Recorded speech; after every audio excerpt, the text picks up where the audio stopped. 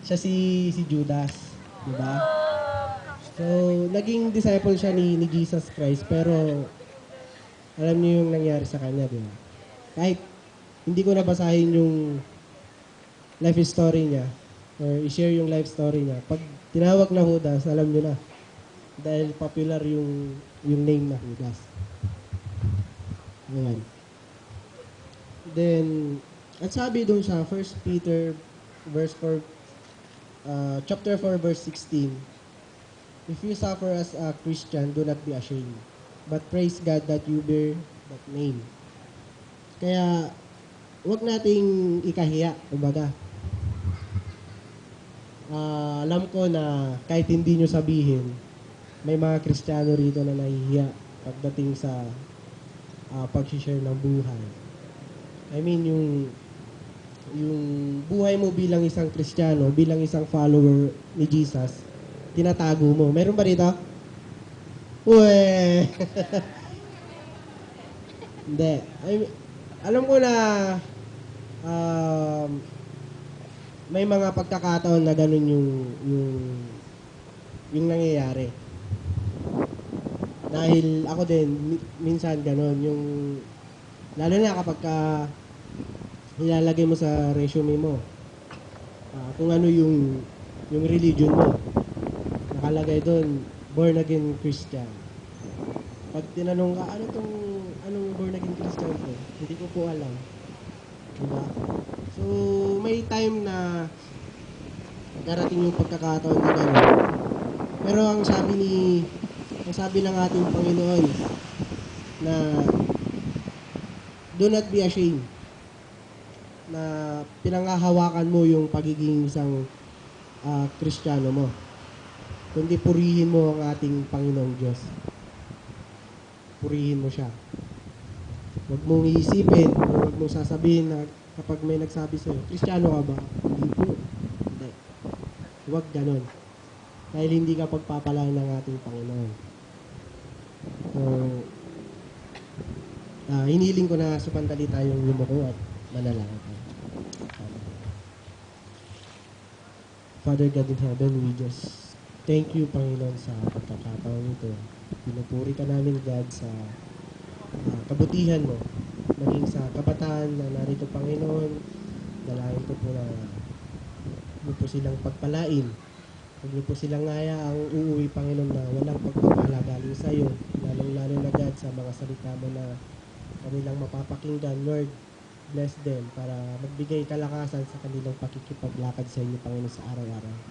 Ganon din po, Panginoon, sa salita mo na mapapakinggan sa gabing ito, Lord, na pagpalain. Nawa, Panginoon, kayo ang makita ng bawat isa. Hindi po ako na nakatayo sa kanilang harapan, kundi yung mensahe mo na gusto mong iparating sa buhay nila, Panginoon, bilang follower mo. Salamat at we ask for your Holy Spirit na siyang manguna sa lugar nito. Especially, Lord God, yung good weather na ikaw, nawa, Panginoon, ang siyang mag-provide. Salamat po. At Panginoon, dalangin ko po ang inyong banal na Espiritu na siyang manguna sa bawat isa, lalong-lalo sa lugar nito hanggang sa matapos ang aming gawain sa gabi nito. Salamat po. Ito po ang aming sabot dalangin sa tanging pangalan ng aming tagapagligtas na si Jesus. Amen. Doon sa topic natin na what does it mean to be a Christian, meron tayong tatlong division dito. So, ang una po is a new life. Ayan. Bilang isang Kristiyano or mananampalataya kay Kristo, kailangan nating intindihin mabuti yung division na yan, yung a new life. Bilang isang Kristiyano, tinawag din tayong mga born again. Bilang isang anak ng ating Diyos, kailangan nating matutong mabuhay ng karapat-dapat sa kanyang harapan. Dahil sa ginawa ng ating Panginoon sa ating buhay. A new life, dapat intindihin natin yan. Tignan natin, bakit, ano kaya ibig sabihin ng a new life? Kung titignan natin, bagong buhay, di ba? Pero, ang gusto ko lang sana is yung matuto tayong mabuhay ng karapat-dapat sa Diyos na tinanggap mo sa iyong buhay. Dahil binigyan ka ng bagong buhay, a new life. So, meron po tayong tatlong subdivision dito sa unang division natin. First is yung quicken and forgiven. Ayan. Tayo po ay kumbaga napatawad. Nung binigyan tayo ng ating Panginoon ng bagong buhay, tayo ay napatawad sa mga kasalanan natin. Tayo rin is na-quicken tayo or na-accelerate tayo, kumbaga. Kung dati, nung hindi mo pa tinanggap ang ating Panginoong Hesus sa buhay mo, dati, yung buhay mo, yung daily routine, pagising sa umaga, kakain, bilang estudyante kakain, maliligo, papasok sa school, pagdating ng tanghali, kakain ulit, after that, may klase, sa hapon, kakain din, magre-review, minsan, naglalaro na lang ng Dota, or nag-FB, then text, yan. Pagkatapos, pag inaantok, matutulog na. Pero nung binigyan ka ng bagong buhay ng ating Panginoon, kumbaga na-accelerate ka rin. Na-accelerate ba kayo? I mean, yung may nabago ba sa buhay nyo? Ayan. Dahil lang sabi niya sa Book of Colossians, chapter 2, verse 13, na you were dead because of your sins, and because your sinful nature was not yet cut away. Then God made you alive with Christ, for He forgave all our sins. Kung ating babasahin dun sa Book of Colossians, dun sa chapter 2, verse 13, ang sabi dun, you were dead because of your sins.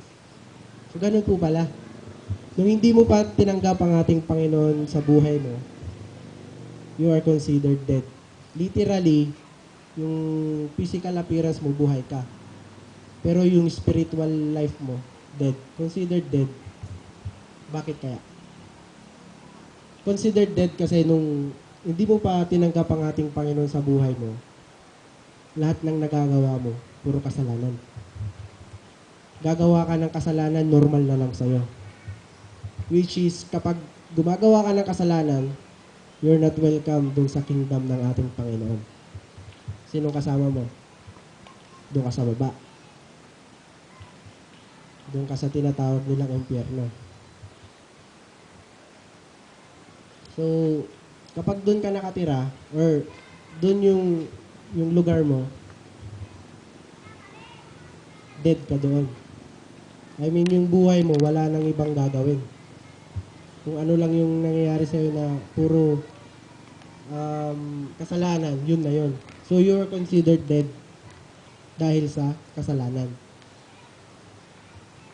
Pero ang sabi ng ating Panginoon, na ang ating Diyos ginawa kang or binuhay ka muli sa pamamagitan ni Kristo. Dahil si Jesus Christ yung nagpatawad sa mga kasalanan mo. So, you are quickened and forgiven dahil sa pamamagitan ni Jesus Christ, nabago ka. Nabago yung buhay mo. Nagkaroon ka ng new life.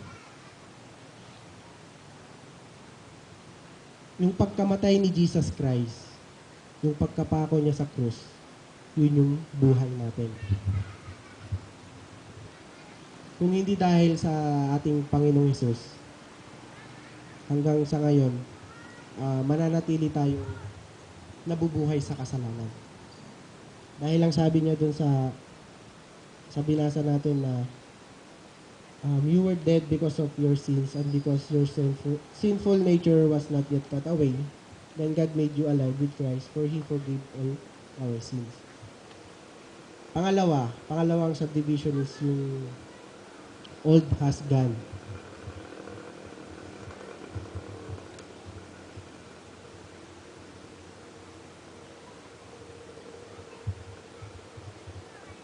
Sabi sa book of 2 Corinthians chapter 5 verse 17 na yung subdivision natin na old has gone, this means that anyone who belongs to Christ has become a new person. The old life is gone, a new life has begun. So ganun po pala, bilang isang follower ni Kristo, yung lumang buhay natin, yung lifestyle, wala na yon. Napalitan na siya ng bago. Na ibig sabihin yung buhay mo or ikaw na tumanggap kay Kristo, new creature ka na. Bagong nilalang. Yung desire natin na or yung pagiging or yung magkaroon ka ng Christian faith, yun, ibig sabihin, yung paniniwala mo, doon mo makikita or doon mo mapapansin yung bagong nilalang. Kasi meron ka ng paniniwala sa ating Panginoon. Kung dati, nung hindi mo pa tinanggap ang ating Panginoong Yesus sa buhay mo, although naniniwala ka sa ating Diyos, pero yung deeper na knowledge mo sa Kanya is hindi mo alam. Siguro yung Holy Trinity na sinasabi nila, which is yung God the Father, God the Son, and then yung the Holy Ghost or yung Holy Spirit, baka hindi nyo pa alam yung ibig sabihin nun. Naririnig lang, ganun lang. Pero dahil yung lifestyle mo is bago ka na, you're being new creature niya, yung knowledge mo regarding or sa ating Panginoon is parang lumalim. Ibig sabihin, meron ka ng pananampalataya sa Kanya. Na dati, kapag may problema ka, pag darating yung time ng examination, wala, di ba? Pagkatapos mag-review, natutulog na lang. Dahil binago ka ng ating Panginoon, dahil meron ka ng new life, after mag-review, bago matulog, nagpipray ka na. Nagagawa niyo ba yun? Amen. So, we ask for knowledge para dun pagdating sa exam, pag dumating yung oras ng exam, yung mga questions is masagot natin. Then, may papasa mo yung exam na yon. Dahil naniniwala ka ng ating Panginoon ang magbibigay ng knowledge sa'yo. Ipapaalala niya lahat ng mga ni-review mo para masagutan mo yung mga tanong. Hindi lang bilang meron kang bilang isang new creator, hindi lang yung meron kang bagong pangalan na sasabihin, uy, si ganito, born again na yan. Parang mag-iiba na yung magiging profile mo sa kanila, yung background mo. Yung mga sinusuot mo dati, siguro pati damit ng ading mo, sinusuot mo na kahit no. Yung mga sexy dress, yung mga kung ano-ano man yung accessories na nilalagay mo. Meron ba rito? Wala. Yeah, praise God. Hindi lang dahil bago yung pamumuhay mo, kundi dahil mayroon ka ng bagong puso. Bago na yung nature mo. Ibig sabihin, hindi dahil kahit bago na yung pamumuhay mo, na bago yung pamumuhay mo, yung lifestyle mo. Pero yung puso mo, dati pa rin, nung hindi mo pa nakilala ang ating Panginoon, walang silbi. Kaya dapat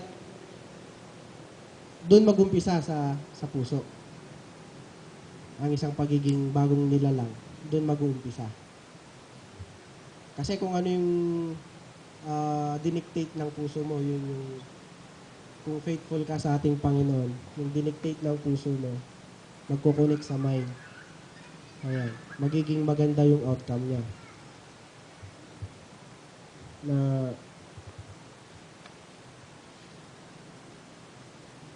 sabi dito, all things are passed away. Yung lahat ng prinsipyo mo sa buhay, lahat ng practices mo ay wala na. Dapat lahat ng ito bago na. Kung ang prinsipyo mo nun, may kaklase ako nun, pag nagre-review, umiinom na ng alak. Sabi niya, kapag lasing ako, pumapasok lahat ng nire-review ko sa utak ko, sabi niya. Dapat hindi ganun yung prinsipyo mo. Dapat hindi ganun. Ang pangit naman, no?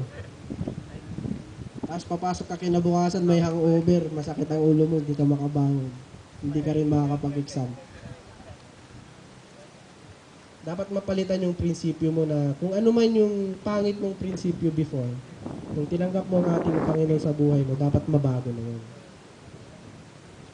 Hindi lang mga old practices. Ano ba yung mga practices nyo before nung hindi nyo pa tinanggap ang ating Panginoon sa buhay nyo?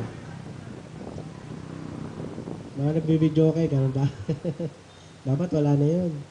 Kasi once na nag-video kayo, tapos worldly pa yung kinakanta nyo, ibang espiritu na yung nananahan sa sarili nyo.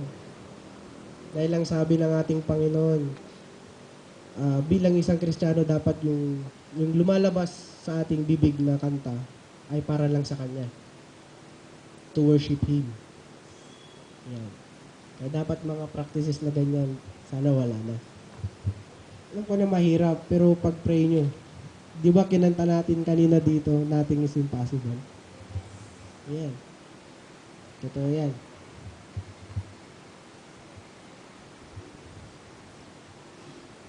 So, yun po yung sa pangalawa, sa 2 Corinthians chapter 5 verse 17. This means that anyone who belongs to Christ has become a new person.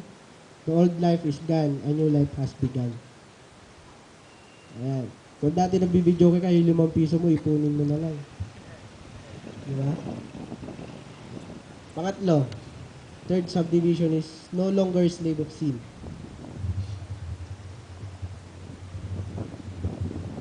Ayan. Sabi sa Book of Romans, chapter 6, verses 3 to 6, Have you forgotten that when we were joined with Christ Jesus in baptism, we joined Him in His death? For we died and were buried with Christ by baptism, and just as Christ was raised from the dead by the glorious power of the Father, now we also may live new lives. Verse 5, Since we have been united with Him in His death, we will also be raised to life as He was. 6, we know that our old sinful selves were crucified with Christ so that sin might lose its power in our lives. We are no longer slaves to sin. Ayan. Doon sa binasa natin, tandaan natin na sino yung nag-testify kanina na on Sunday aatin siya ng water baptism. Ayan. Alam mo ba ibig sabihin ng water baptism? Anyway, hindi yun yung topic natin ngayon. Sige, pasadahan natin. Kanina habang papunta kami rito, may nag-share si Brother Ray regarding sa baptism na dapat alam mo kung anong ibig sabihin ng water baptism. Water baptism, yun yung symbol na tinanggap mo ang ating Panginoong Hesus sa buhay mo. Na dapat andun yung nakipag-unite ka sa ating Panginoong Hesus. Ayan. Na ang sabi dito, ah, dahil dun sa baptism na yon, yung old na, yung makasalanang sarili natin before, dahil nabigyan tayo ng new life, dapat hindi na tayo alipin ng kasalanan. Paano ba natin maiwasan ang kasalanan? Alam ko na dito sa mundong ibabaw, lahat ng sulok, temptation. Ibig sabihin, temptation is, pag napabayaan natin yon, kasalanan. So, huwag nating problemahin yung temptation. Dahil anytime, or yung sin na yan, andyan lang yan. Anytime, kahit saan ka magpunta. Kahit magtago ka pa sa underground, nandiyan pa rin ang kasalanan. Ang problemahin natin, kung paano nyo ma-overcome. Paano nga ba? Kasi dapat hindi na tayo alipin ng kasalanan. So, paano natin ma-overcome ang kasalanan?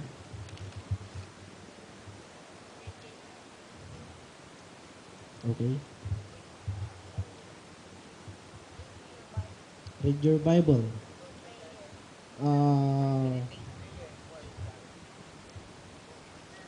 Ibig sabihin yung mga sinabi nyo, yan yung action yung dapat gawin.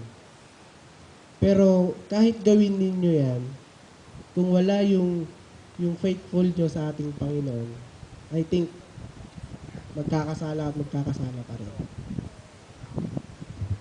I mean, dapat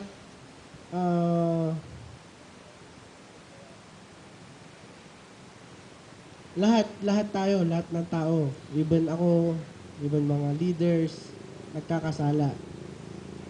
Yun nga lang, ang dapat problemahin o dapat gawin natin is ma-overcome natin ang kasalanan.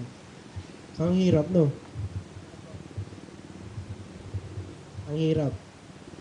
Pero ang sabi ng ating Panginoon, dapat hindi na tayo maging alipin ng kasalanan.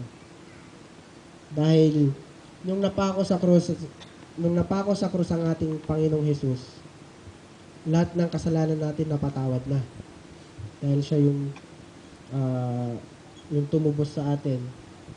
So, tandaan natin yon na nabigyan tayo ng bagong buhay dahil tayo'y napatawad. Yung mga lumang gawain before, nawala na. Tsaka dapat hindi na tayo maging alipin ng kasalanan. Ayan. Pangalawang division. Ang isang pagiging Kristiyano or follower ni Christ ay dapat mayroong new king. Ayan, bagong hari. May nabasa ako kanina dun sa t-shirt ni Sister Alice sa likod. Ano na yun?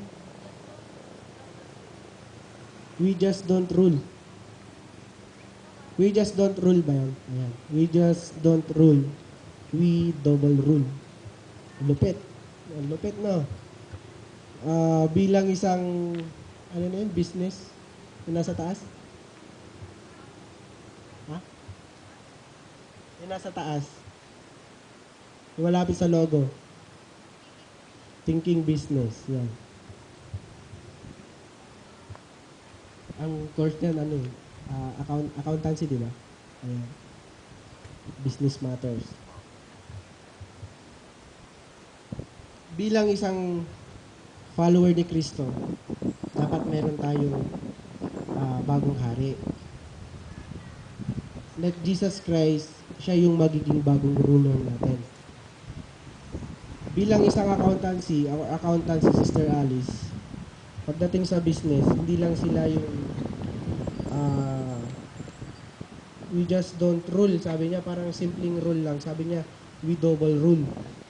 Ibig sabihin, hindi sila kontento sa isa, kundi dapat dalawa.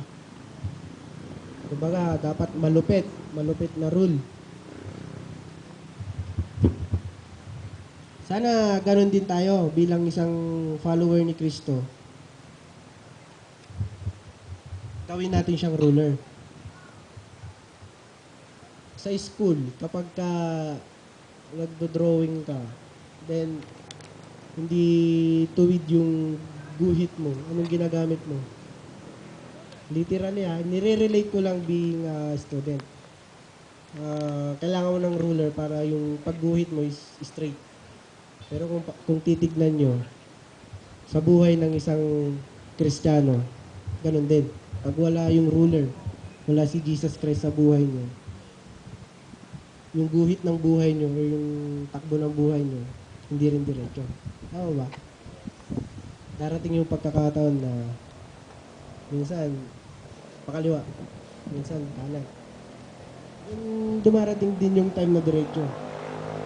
Pagdating ng Sunday. Tama ba? Dapat ganon. Sa buhay natin, dapat meron tayong bagong hari. Siya si Jesus Christ. Dapat matuto tayong sumunod at pagsilbihan siya. Dahil siya yung, bilang isang Kristiyano, siya yung bagong hari natin sa buhay natin. Bakit nga ba? Bakit i-consider natin na si Jesus Christ is yung new king natin, yung ruler natin sa buhay natin? Bakit, ang dami naman dyan, bakit si Jesus Christ? Ano ba yung mga ginawa ni Jesus Christ? Bakit siya? Pwede naman yung boyfriend ko, pwede naman yung girlfriend ko, di ba? Pwede ba yan? Pwede naman yung teacher.